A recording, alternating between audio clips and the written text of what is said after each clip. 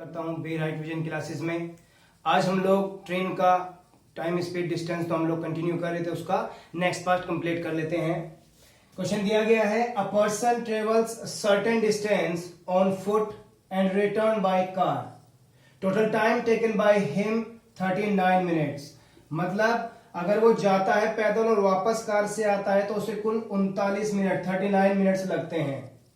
If he travels both way on foot then total time 59 minutes.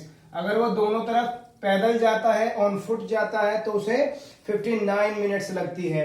If he travels both the way by car then how much time he will take. अगर वो दोनों तरफ car से जाए तो उसे कितना समय लगेगा। एक व्यक्ति कुछ दूरी पैदल तथा वापस कार से तय करता है और इस तरह वह कुल 39 मिनट का समय लेता है। यदि दोनों बार वह पैदल चले तो 59 मिनट का समय लेता है। तो दोनों तरफ अगर वह कार से जाए तो कितना समय लगेगा, क्या प्रोसेस होगा इसको करने का, उसको एक बार देख लेते हैं। देखते हैं दोस्तों, उसने कहा है फुट यानी पैदल F मान लेते हैं और कार यानी C मान लेते हैं। दोस्तों लिखा है कि फुट प्लस कार दोनों तरफ को जाता है तो उसे लगते हैं 39 मिनट्स। ठीक है, अगर वो दोनों तरफ पैदल जाता है फुट प्लस फुट तो उसे लगते हैं 59 मिनट्स। तो यहां से हम लोगों को फुट का टाइम आ जाएगा, यानी 2 फुट इक्वल टू हो जाएगा 59 और फुट टाइमिंग आ जाएगी 29.5 मिनट्स। समझता हूं ये क्लियर हो गया होगा आपको। अब इस फुट को आप रख दीजिए यहां पे, यानी C इक्वल टू हो जाएगा 39 माइनस 29.5 और ये कितना, इसके से अगर माइनस करें तो कार से कितना आ जाएगा हम लोगों का एक तरफ का टाइम 9.5 मिनट। ये कार से दोस्तों एक तरफ का टाइम आ जाएगा। उसने पूछा है दोनों तरफ के लिए, तो दोनों तरफ के लिए किससे मल्टीप्लाई कर देंगे 2 से और ये हो जाएगा आपका 19 मिनट्स। ठीक है, एक बार और देखते हैं। Foot plus car 39 minutes, foot plus foot 59 minutes. यहां से फुट की टाइमिंग आ जाएगी एक तरफ की 29.5 मिनट्स और इसको हम पुट कर देंगे पहले इक्वेशन में। ठीक है, और यहां से क्या मिल जाएगा, कार का एक तरफ का टाइम, और जो हम लोगों को मल्टीप्लाई बाय 2 कर देंगे तो दोनों तरफ का आ जाएगा। एक बार और देख लेते हैं दूसरा क्या तरीका होगा इसको करने का, डायरेक्ट। ठीक दोस्तों, सिंपल सा एक बात बताइए, यहां पे दिया गया है foot plus car equal to 39। अगर मैं दोनों तरफ 2 से मल्टीप्लाई कर दूं तो कोई प्रॉब्लम, उससे क्या होगा, दोनों तरफ का टाइमिंग बन जाएगा, यानी 2 foot plus 2 car equal to हो जाएगा ये मल्टीप्लाई 78। अब हमें पता है कि 2 फुट का टाइमिंग कितना है दोस्तों 59, उसको यहां पे रख लीजिए, जो माइनस हो जाएगा इसमें से, क्योंकि इधर जाके क्या होता है वो माइनस हो जाता है। अब माइनस होगा तो 2 कार की टाइमिंग कितनी आ जाएगी, डायरेक्ट 19 मिनट्स। मतलब दोनों तरफ कार की टाइमिंग कितनी आ जाएगी 19 मिनट्स। उम्मीद करता हूं कि यह क्वेश्चन आपको अच्छे से समझ में आ गया होगा। अगला क्वेश्चन देख लेते हैं दोस्तों, ये काफी बार पूछा गया क्वेश्चन है और बहुत अच्छा क्वेश्चन है। कहा गया है कि average speed of a train without stoppage is 50 kilometre per hour. मतलब अगर कंटिन्यूअसली ट्रेन चलती रहे तो उसकी एवरेज स्पीड है 50 kilometre per hour, with stoppage 45 kilometre per hour. और कहता है कि विद स्टॉपेज मतलब अगर वो रुक रुक के चलती है, जैसे स्टेशन वगैरह आते हैं वहां पे अगर रुकती है तो उसकी स्पीड हो जाती है 45 किलोमीटर पर आवर। तो कहता है कि वो पर आवर कितने मिनट रुकी होगी। बिना रुके रेल की औसत चाल 50 किलोमीटर प्रति घंटा है और रुक रुक कर यात्रा करने में किसी ट्रेन की औसत चाल 45 किलोमीटर प्रति घंटा है। तो आपको बताना है कि वो 1 घंटे में कितने मिनट रुकी होगी। देखते हैं इस क्वेश्चन को करने की हम लोगों की क्या अप्रोच रहेगी। देखते हैं दोस्तों, 50 किलोमीटर प्रति घंटे की रफ्तार है बिना रुके और 45 की है रुक रुक कर। अगर इन दोनों का मैं एलसीएम लेके चलूं तो एलसीएम आएगा 450। यहां से मैंने किया तो 9 आवर्स और अगर यहां से किया तो 10 आवर्स। मतलब कि वो बिना रुके कितने घंटे में पहुंच जाती है 9 में, और रुक कर कितने में पहुंचती है 10 में, with out stop,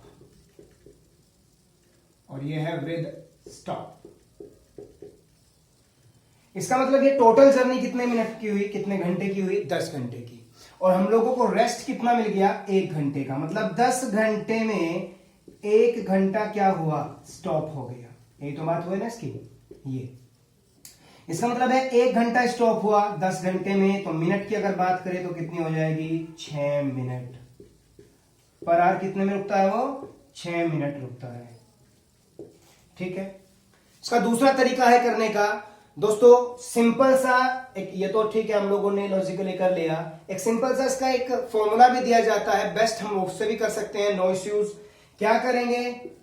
difference multiply by 60, क्योंकि वो मिनट्स के लिए बोलता है। ठीक है, चलिए डिफरेंस मल्टीप्लाई बाय 60 अपॉन में लिखेंगे विद आउट स्टॉप स्पीड जो है, और ये जो डिफरेंस है वो भी डिफरेंस इनकी स्पीड्स का होगा। ठीक, अब देखो इनकी स्पीड्स में कितना डिफरेंस है? 5 मल्टीप्लाई कर दो 60 से, और विदाउट स्टॉप उसकी स्पीड कितनी है? 50 किलोमीटर पर आवर। ये लीजिए, 0 से 0 कैंसिल, 5 से 5, आ गया मेरा आंसर। 6 मिनट पर आवर का मुझे क्या मिला है? रेस्ट मिला है, और यही मेरा आंसर होगा। उम्मीद करता हूं कि आपको क्वेश्चन अच्छे समझ में आ गया होगा।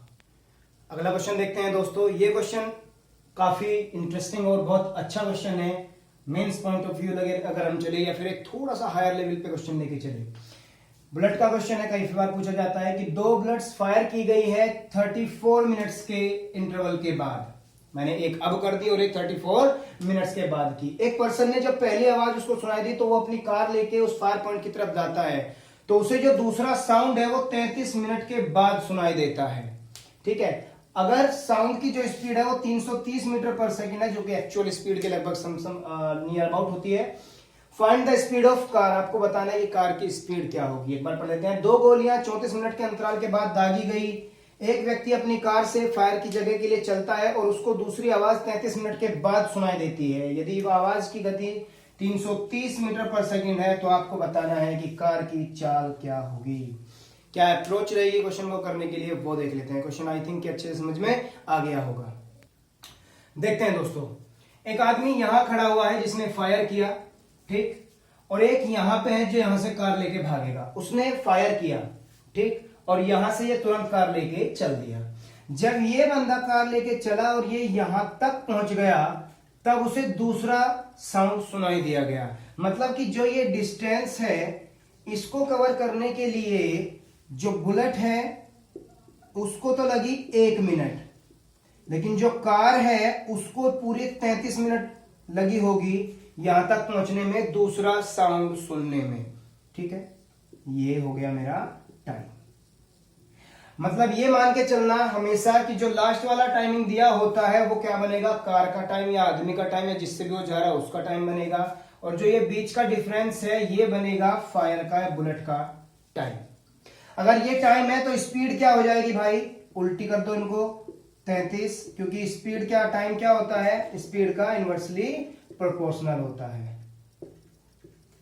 ठीक, चलिए इसको उल्टा कर दीजिए, ये हो गई इनकी स्पीड। अब स्पीड की बात करें तो इसकी दी है 33 रेशियो में है, यानी 330 मीटर पर सेकंड दिया हुआ है, और इसके लिए कितना हो जाएगा? 10 मीटर पर सेकंड हो जाएगा। ठीक है, ये रेशियो वाला आपको फंडा समझ में आ गया होगा, उम्मीद करता हूं।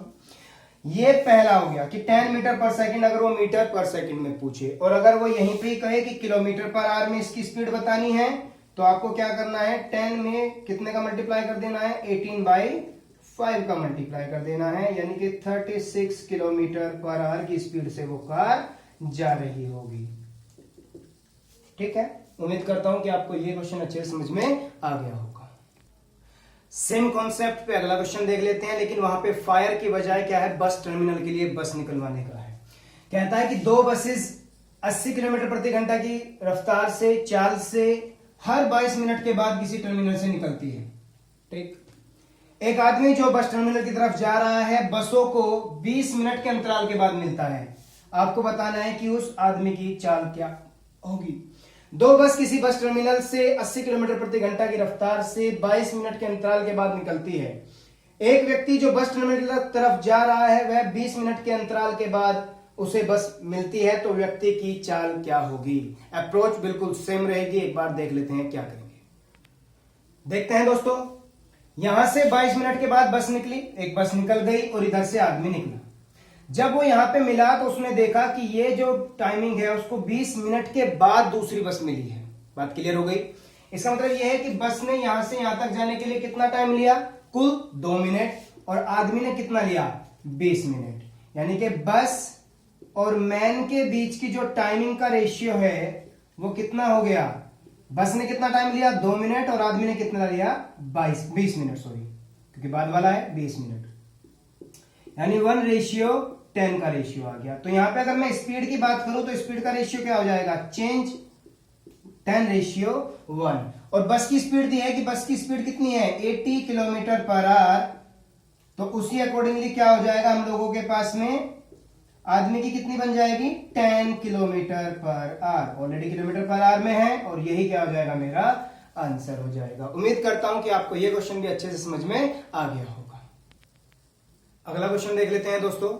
यह क्वेश्चन भी काफी अच्छा और काफी टाइम पूछा जा चुका है एग्जाम में।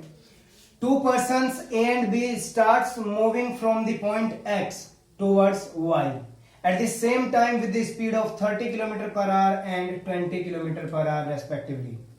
A reaches the Y point first and then start moving back. At what distance from Y they will meet if the distance between X and Y is 200 km? दो व्यक्ति A व B एक स्थान से XY से Y की तरफ चल रहे हैं एक ही समय पर 30 किलोमीटर प्रति घंटा और 20 किलोमीटर प्रति घंटा की चाल से। ए पहले पहुंच जाता है, ऑब्वियसली उसकी स्पीड ज्यादा है तो पहले पहुंच जाएगा, और वहां से फिर वापस आता है। तो आपको बताना है कि दोनों वाई से कितनी दूरी पर मिलेंगे यदि एक्स और वाई के बीच की दूरी 200 किलोमीटर हो। क्या अप्रोच रहेगी करने की इस क्वेश्चन को, वो देख लेते हैं। दिया गया है कुछ इस तरीके से, ये वाई और ये एक्स। ए और बी यहां से चले 30 किलोमीटर और 20 किलोमीटर प्रति घंटा की रफ्तार से। यहां तक मैंने माना बी पहुंचा होगा जब तक ए ने क्या कवर अप किया? ये पूरा, और ये वापस यहां तक, और बी ने सिर्फ ये किया होगा। ठीक है, लेकिन इन दोनों को टाइम बिल्कुल सेम लगा है। इसका मतलब टाइम ए किसके बराबर है? टाइम बी के बराबर है। स्पीड ज्यादा है तो डिस्टेंस भी ज्यादा ही कवर अप कर ली होगी। तो टाइम क्या होता है? डिस्टेंस अपॉन में स्पीड। ये ए के लिए, और यहां पे हो जाएगा डिस्टेंस अपॉन में स्पीड, ये बी के लिए। तो डिस्टेंस कितनी कवर अप की होगी? ये पूरी 200 किलोमीटर बताई जा रही है कि 200 किलोमीटर है, तो 200 और प्लस में मैं मान लेता हूं ये है डी मान लेते हैं। चलिए डी, स्मॉल डी कर लेते हैं, ज्यादा बेटर रहेगा, डी स्मॉल में। और स्पीड कितनी है? 30 kmph। इक्वल कर देते हैं 200, उसने ये माइनस में की होगी क्योंकि अभी तक का वो पहुंचा भी नहीं है वहां तक, और स्पीड कितनी है? 20। क्रॉस मल्टीप्लाई कीजिएगा, 400 plus 2d equal to 600 minus 3d। इसको इधर ले आएंगे और इसको इधर ले जाएंगे, यानी 5d इक्वल टू हो जाएगा कितना मेरा? 200, और d हो जाएगा मेरा 40 किलोमीटर। तो एक तरीका तो मेरे पास में ये है कि दोनों का टाइम सेम कर दीजिए और वहां से आप आंसर बना सकते हैं। दूसरा तरीका क्या होगा इस क्वेश्चन को करने का, एक बार उसको भी देख लेते हैं। सेम चीज हम लोग दोस्तों लेके चल रहे हैं। अब आप एक काम कीजिए, जो इनका डिस्टेंस का रेशियो है उसको देखते हैं कितना है। 30 multiply by t equal to 20 multiply by t. T से टी कैंसिल, यानी कि जो डिस्टेंस का रेशियो आएगा ए और बी के बीच में वो आएगा 3:2 का। इसका मतलब क्या है कि अगर मैं बात करूं आप लोगों से, ये यहां पे एक्स वाई, ठीक, तो ए ने चली होगी ये दो भाग अपना, और बी ने भी यही 2 भाग चला होगा। ठीक, ये ए के लिए और ये बी के लिए। लेकिन ए ने एक हिस्सा जो है वो फालतू चला हुआ है, ज्यादा चला हुआ है ए से, उसको ये कवर अप करेगा ना ये। इसका मतलब आधा हिस्सा ऊपर और आधा हिस्सा नीचे। कहने का मतलब ये है कि अगर देखो हम लोग क्या देखते हैं कि 1/2 जो हिस्सा हो गया, यानी कि 5/2, वो टोटल किसके बराबर हो गया? 200 किलोमीटर के। हम लोगों को सिर्फ पता ये करना है कि ये आधा हिस्से का वैल्यू कितनी है, तो आधे हिस्से की वैल्यू निकाल दो। यहां से कितनी हो जाएगी? 200 मल्टीप्लाई 1/2, क्योंकि इसका वैल्यू का पता करना है, और 5/2 कैंसिल हो जाएगा। यहां से आपका आंसर आएगा 40 किलोमीटर। ठीक है, ऐसे ही जैसे सपोज करो कि यहां पे अगर 1 होता तो 3 इक्वल टू हो जाता 200 किलोमीटर, और 1 हिस्सा निकालना होता तो वहां से हम लोग 1 हिस्सा निकाल लेते। बात क्लियर हो गई? ठीक, उम्मीद करता हूं कि आपको ये क्वेश्चन अच्छे से समझ में आ गया होगा। कई बार क्या करता है इस क्वेश्चन में, ये वाले हिस्से की वैल्यू दे देता है और पूरे की वैल्यू पूछता है। तो ऑब्वियस सी बात है, इसको जस्ट उल्टा कर दीजिए। हाफ के इक्वल में क्या लिखेंगे हम 40 और 5/2 के लिए क्या निकाल देंगे हम, आगे का आंसर निकाल देंगे। चलते हैं अगले कॉन्सेप्ट की तरफ। अगला क्वेश्चन देख लेते हैं, बहुत ही अच्छा क्वेश्चन है, ब्रेकडाउन वाला, किसी मेरे एक फ्रेंड ने भेजा था मुझे, उसको इंक्लूड कर लेते हैं हम लोग। A train starts from Chandigarh at 8 AM, सुबह 8 बजे स्टार्ट होती है। After 6 hours there was a breakdown in the train due to which it travels 2/3 of its speed and hence become 40 minutes late.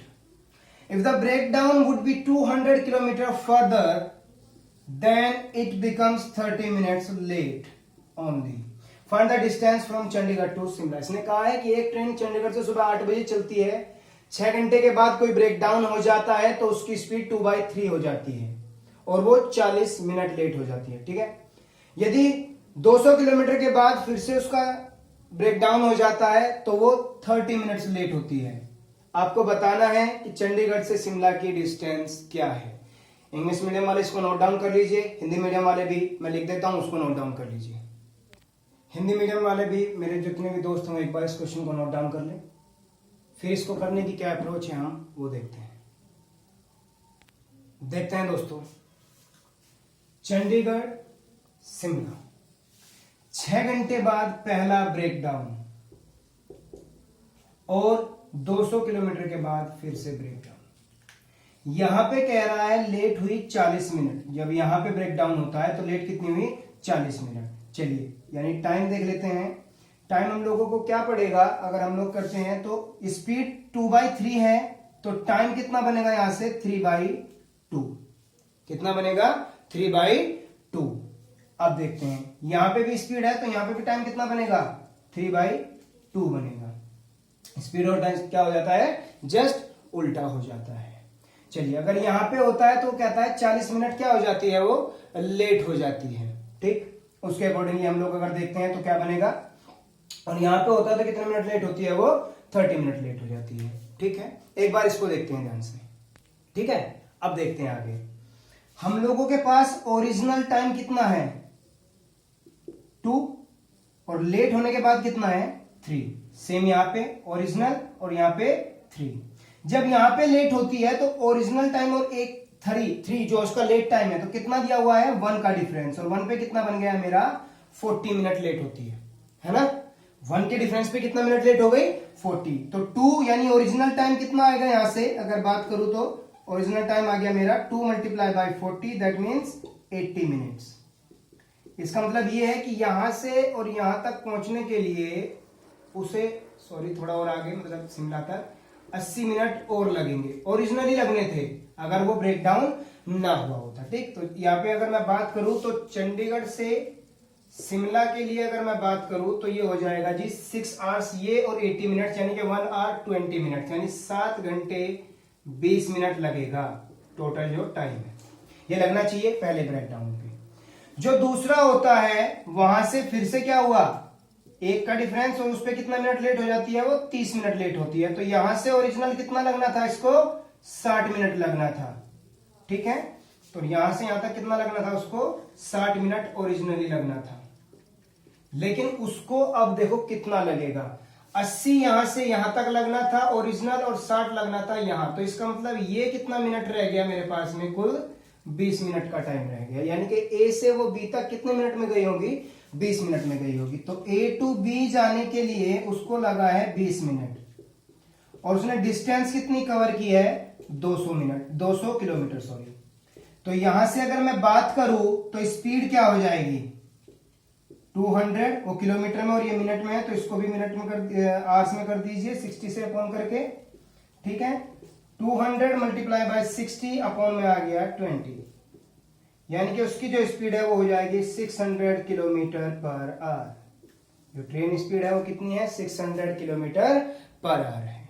ठीक, हम लोगों से पूछा गया है डिस्टेंस कितनी होगी चंडीगढ़ से शिमला के बीच। तो सिंपल सी बात है, हम लोगों को स्पीड पता है और चंडीगढ़ से शिमला के लिए टोटल टाइम पता है कितना है 7 घंटे 20 मिनट है। हम लोगों को क्या निकालना है डिस्टेंस। तो डिस्टेंस कैसे निकालेंगे, एक मिनट यहां पे देख लेते हैं रफ करके। तो डिस्टेंस हो जाएगी हम लोगों की 600 किलोमीटर पर आवर में 7 घंटे 20 मिनट का मल्टीप्लाई कर दीजिए आप लोग।